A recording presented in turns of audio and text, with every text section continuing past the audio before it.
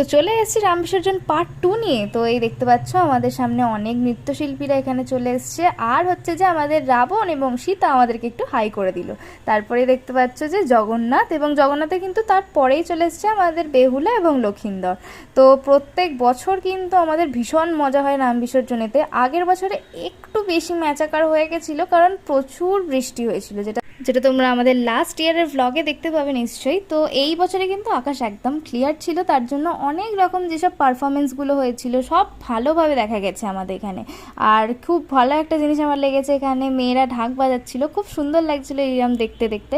আর প্রত্যেক বছর হয় কি, আমাদের এই রাম বিসর্জনের একটা বড় ফ্যাক্ট, সেটা হচ্ছে যে আমাদের প্রায় 2 থেকে 3 ঘন্টা আগে কারেন্ট কেটে দেওয়া হয়, কারণ যেহেতু রাম ঠাকুর বিশাল বড়, তার এই জন্য কারেন্টের তার অনেক সময় ছিঁড়ে যায়, তাই জন্য অনেক আগে থেকে কারেন্টটা কেটে দেওয়া হয়। তো কথার মাঝে আমাদের সামনে রাম চলে এসছে, আর নেক্সট মিনি ব্লগ দেখতে হলে করতে হবে সাবস্ক্রাইব। টাটা।